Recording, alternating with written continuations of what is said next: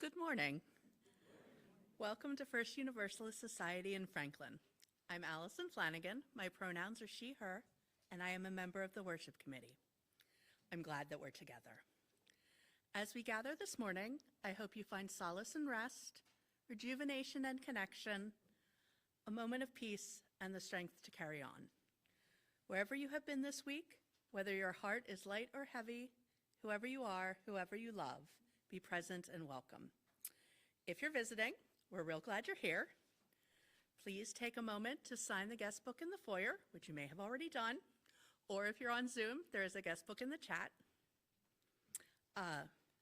And please gather after the service for snacks and coffee. You heard already, we've got a new thing going on. Or you can stay for chat for a while on Zoom. If you'd like a quieter place to socialize, there will be a quiet room down in the education wing. Now, let us join our hearts and minds together as we gather for worship. Each Sunday morning, we share a centering ritual with Unitarian Universalists from around the world, the lighting of a chalice. As Marisa lights the chalice, hear these words. Yesterday, our distant ancestors gathered round a flame to share their stories and find comfort. Tomorrow, our descendants will gather round a flame, talking of a life we will never know.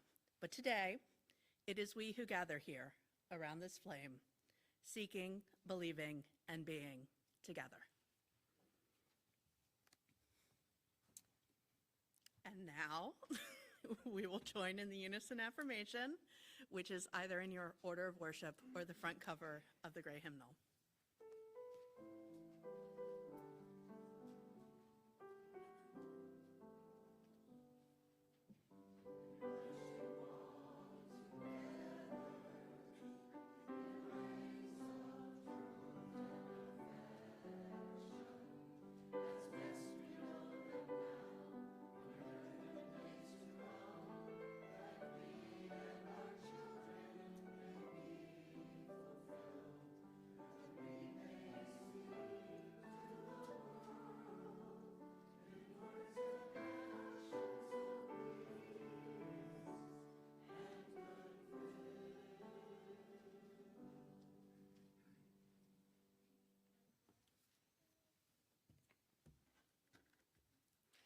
Good morning.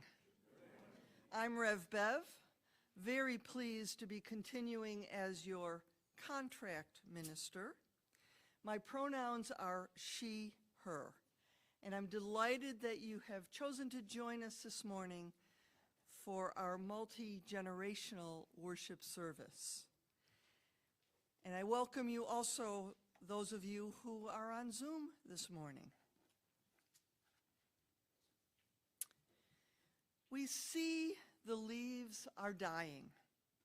We know that first comes the blaze of beautiful color as a preparation. It's a time when we appreciate the effort of nature to teach us about the cycles of life. We feel that the air is cold and crisp, clearing the skies, the heaviness of the hazes of summer.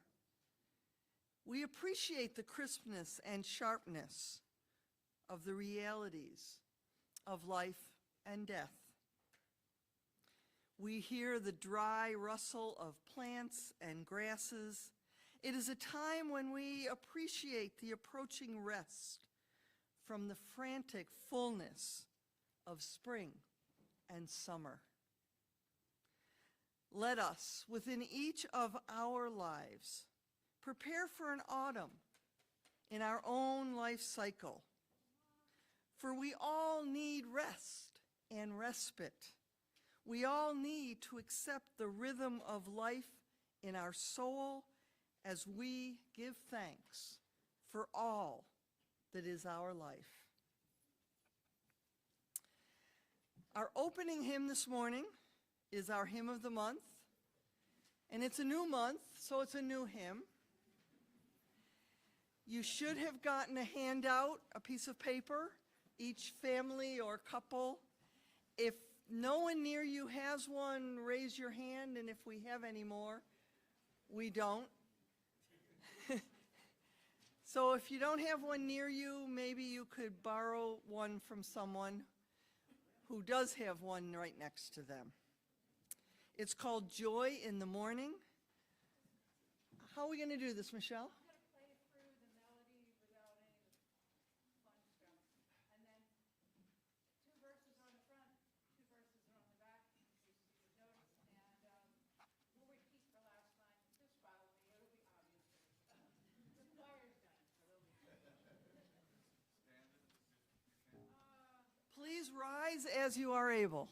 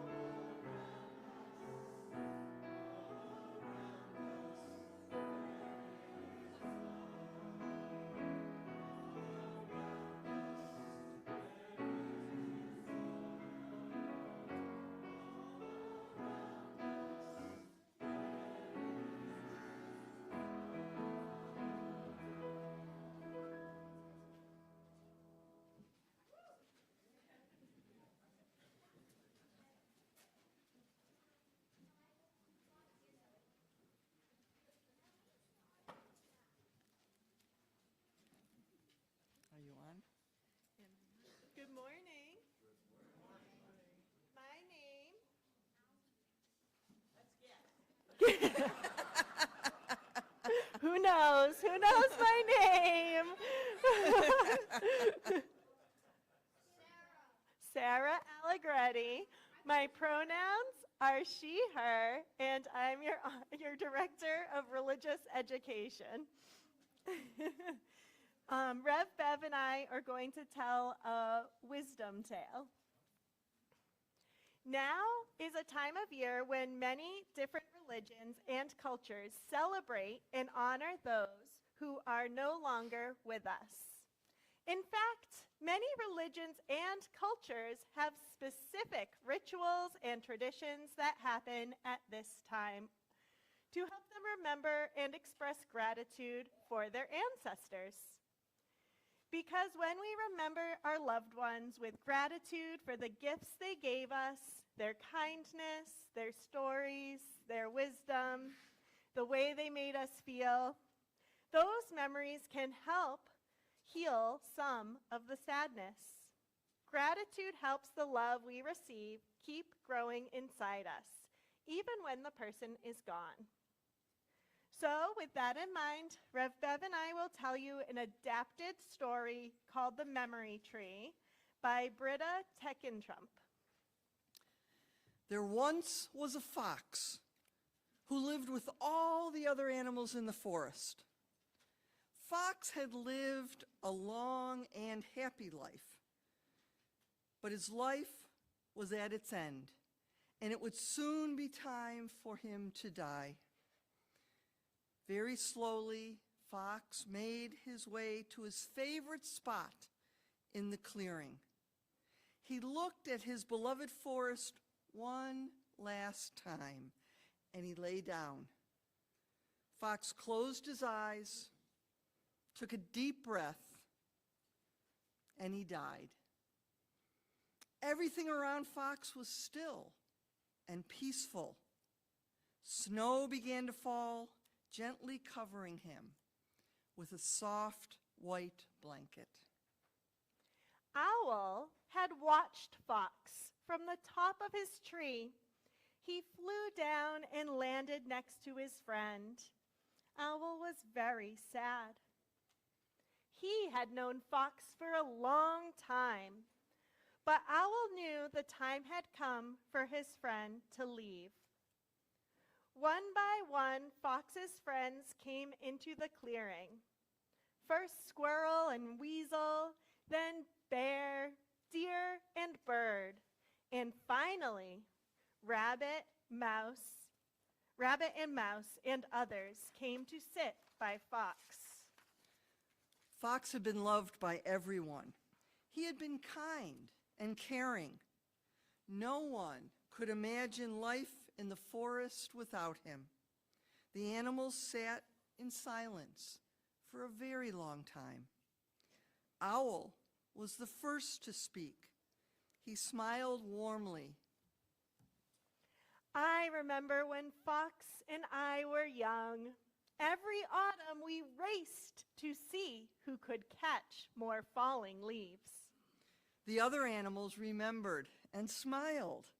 Mouse said softly, I remember how much Fox loved the sunset. He always sat at this exact spot. The animals remembered. Many of them had joined Fox watching the sun go down. It was a happy memory, and their sad hearts filled with warmth. Bear remembered how Fox looked after the cubs one spring. Rabbit smiled when she told her story of how Fox had played tag with her in the tall grass. Squirrel talked about Fox helping him dig up buried nuts in the snow last winter. One by one, the animals remembered their favorite stories about Fox. Fox had touched the lives of all the animals in the forest with his warmth and his kindness, and they all smiled and remembered.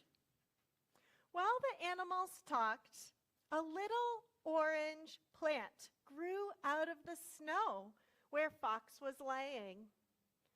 Small and delicate at first and hardly noticeable, the plant grew bigger, stronger, and more beautiful with each story. The animals talked about Fox all through the night. And in the morning, the little plant had grown into a small tree. The animals saw the tree and knew that Fox was still a part of them. During the next days, weeks, months, and years, the animals remembered many more stories about Fox. Their heavy hearts grew lighter and lighter.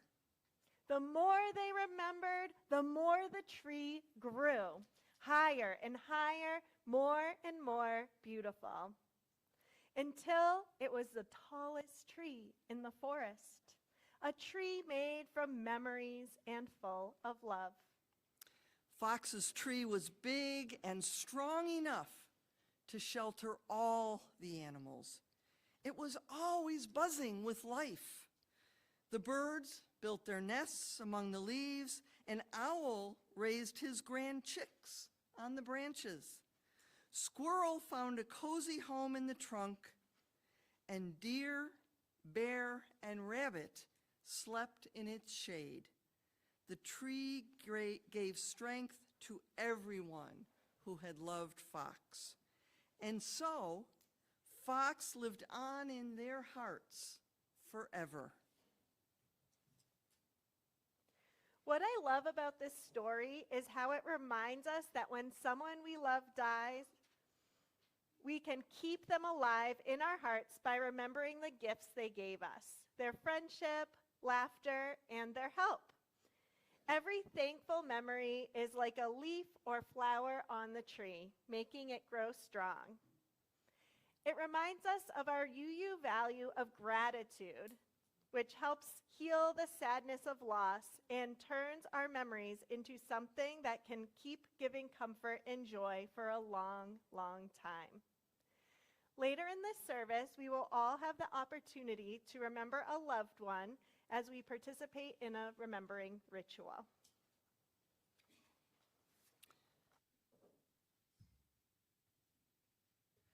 Our young people are so busy and so involved here that one member of our choir is also one of our nursery providers. So she's on her way. We had to send a substitute down for her. There is no fault or finger pointing. It happens.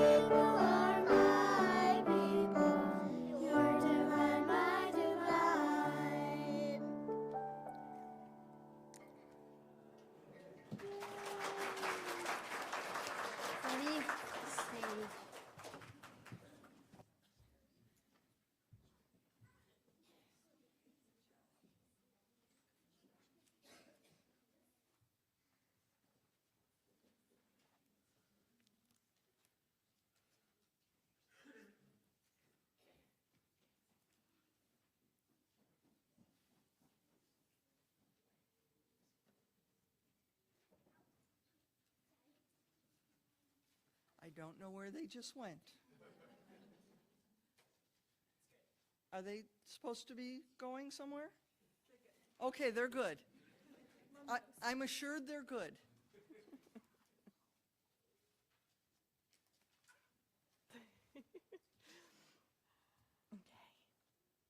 Is my mic on? Great. The story about Fox and his friends reminds us how when people and animals we care about die, we don't stop loving them. We keep telling their stories, sharing memories of them, and in this way, we keep their spirits alive in our hearts. And there are other ways that we remember those who have died. Sometimes we visit grave sites, or we look at pictures, or we go to places that were special to our loved one. I know people that prepare and eat special food to honor those who have died. What are some other ways that you remember a loved one that has died? Anybody have a different way that they remember someone? Yes, Scylla. I was looking for castle dish way up high, and I came across an 80-year-old Southern English basket of all the sayings that my mother had read. And I decided I'm going to bake a cake every week in honor of her. So you bake a cake every week, and we are the beneficiaries at Fellowship Cafe most weeks, which is delightful. Anybody else have a way that they remember someone who has died?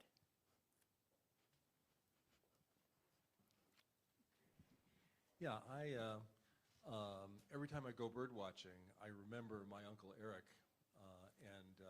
and my dad, who is still living but is kind of in the closing phases, and because we used to do that together. I think we have one more, and then we're going to move, or maybe two.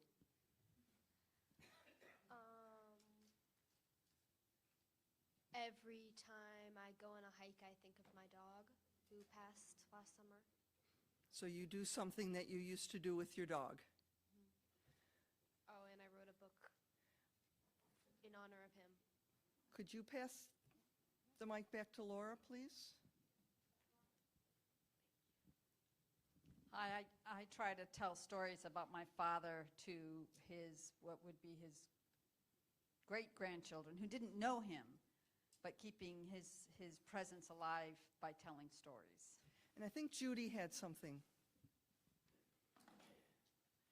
My dad was a great sailor and boatman in general, and so I'm trying to pass down that tradition to my grandchildren who are just learning to sail, and one of the grandkids' middle name is Jack, so my dad was Captain Jack. And my dad was a big car person. 5-car garage at our house wasn't enough for him.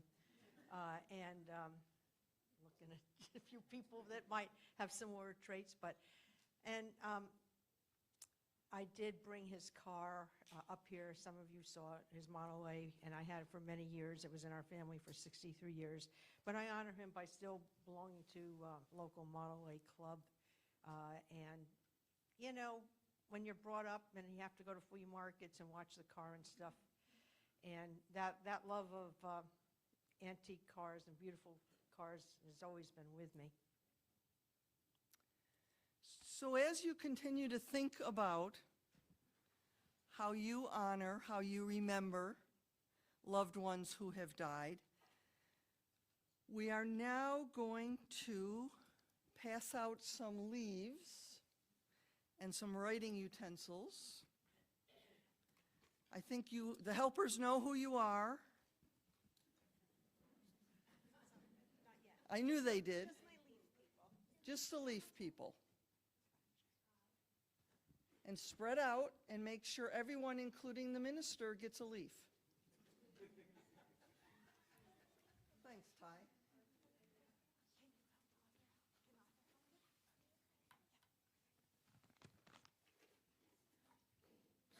So on the leaf you are about to receive, you are invited to write the name of a loved one who has died, someone that you want to remember especially today.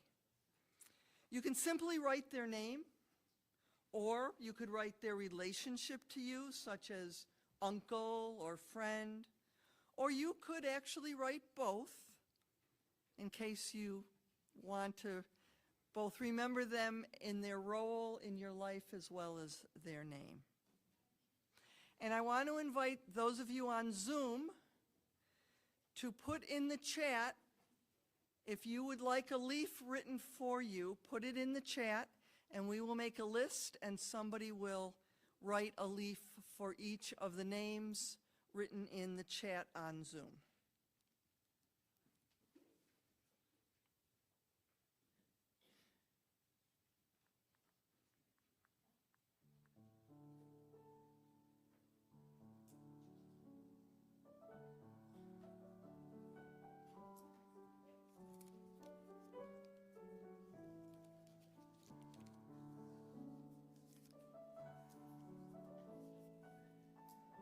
If you don't have a leaf yet, raise your hand.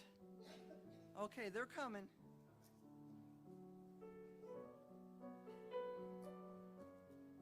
See all the raised hands?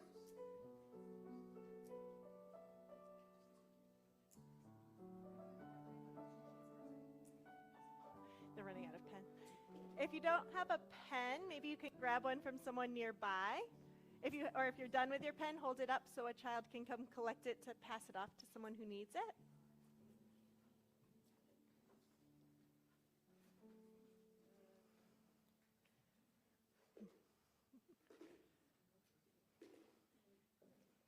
Oop.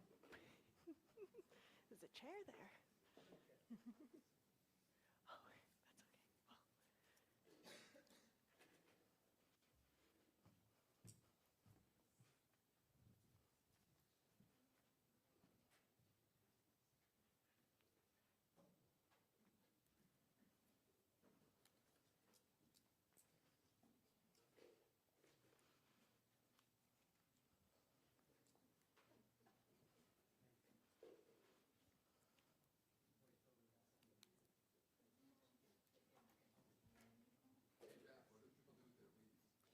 Hold on to your leaf, please. You can give the pen back, but hold on to your leaf. Thank you, Andy. Okay, you can sit down. Thank you. Yep, Luca has some. Thank you. You can make a leaf if you want.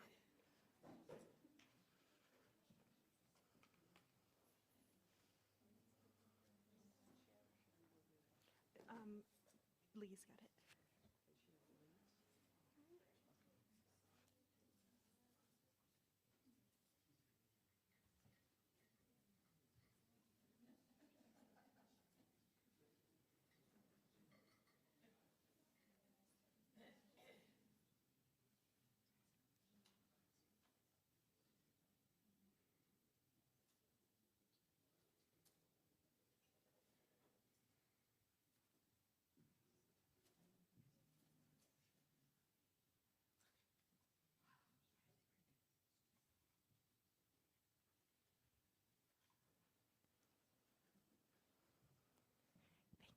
Did you want to make a leaf?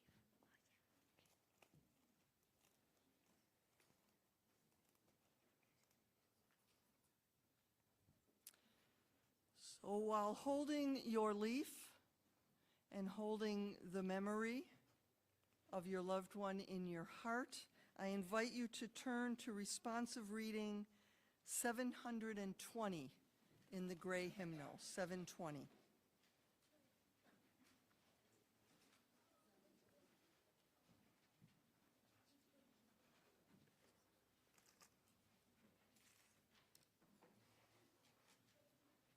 Do you know if Michelle got a leaf? Do you know if Michelle got a leaf?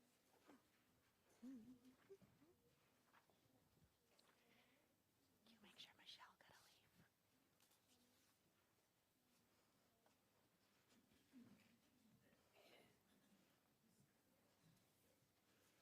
Good. We remember them. In the rising of the sun and in its going down, we remember them. In the blowing of the wind and in the chill of winter, we remember them.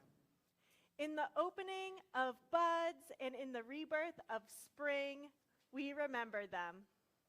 In the blueness of the sky and in the warmth of summer, we remember them. In the rustling of leaves and in the beauty of autumn, we remember them. In the beginning of the year and when it ends, we remember them. When we are weary and in need of strength, we remember them. When we are lost and sick at heart, we remember them.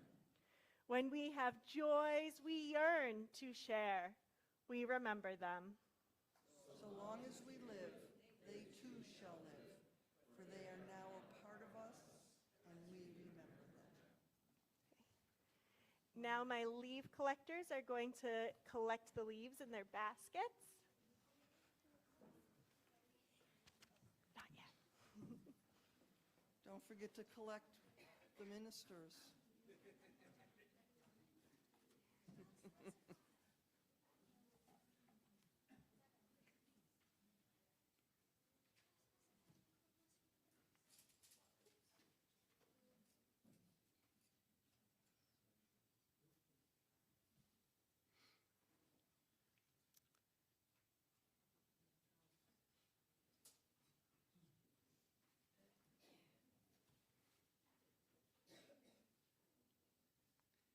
If you're still holding your leaf, lift it up a little bit so our collectors can see you.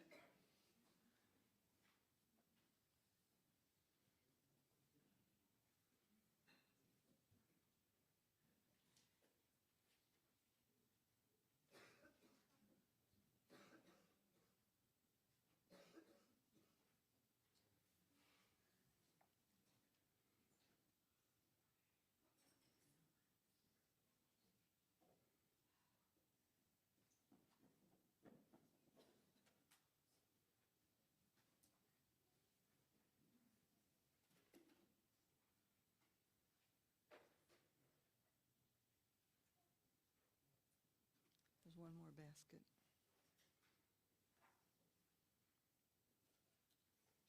And now I want to invite Laura Minichelli to come forward for our introduction of our offering.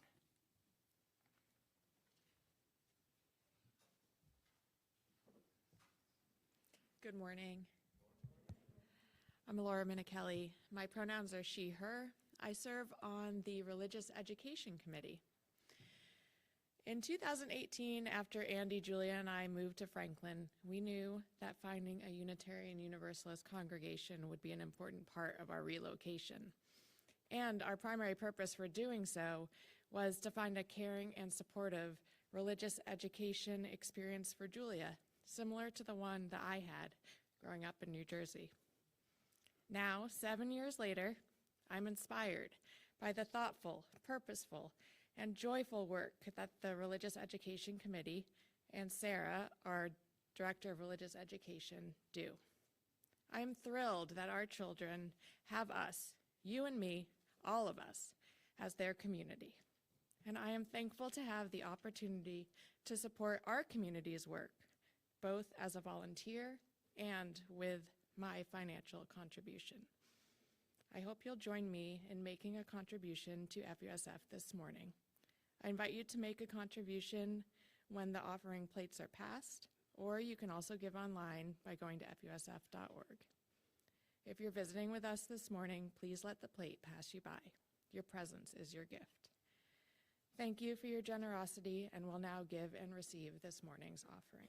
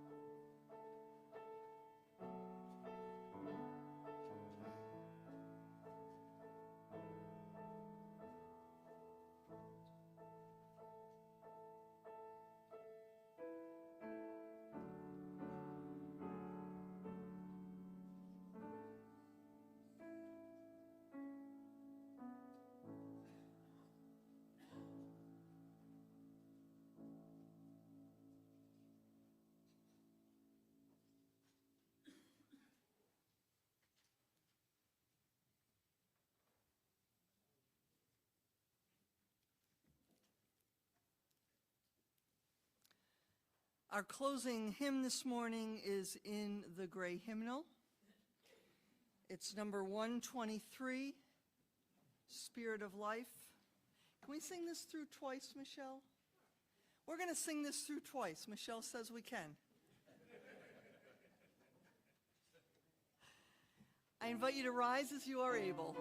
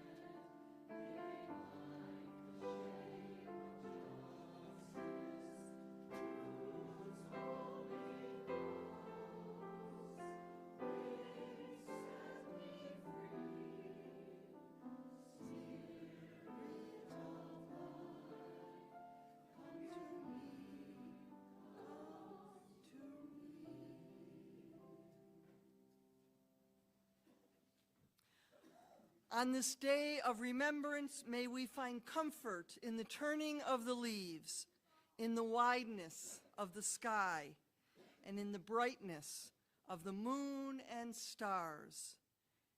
And may we find joy and comfort in the love of this community. May it be so. Amen, and blessed be. I invite you to sing our farewell song.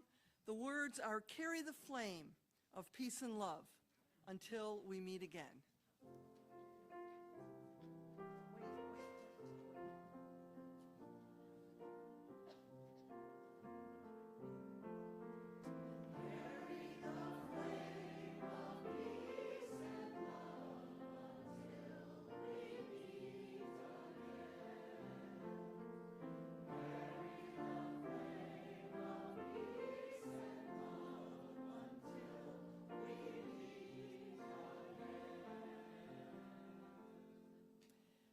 Your leaves, why don't you be seated for another second? Your leaves will be displayed out in the foyer, but we thought we'd give you a little preview. Okay, now Magnolia.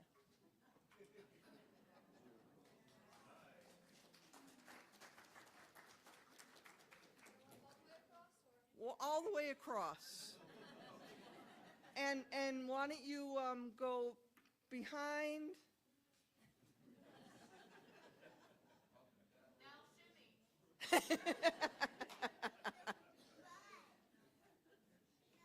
And maybe come back up that aisle.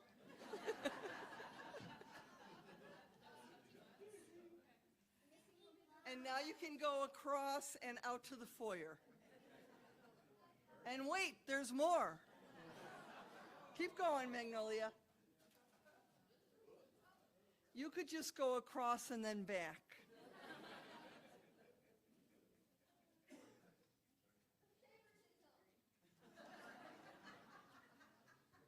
I heard that, Magnolia.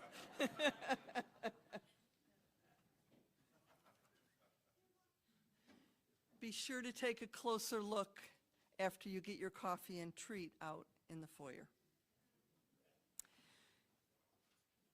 We extinguish the flame in our chalice, but not what it represents.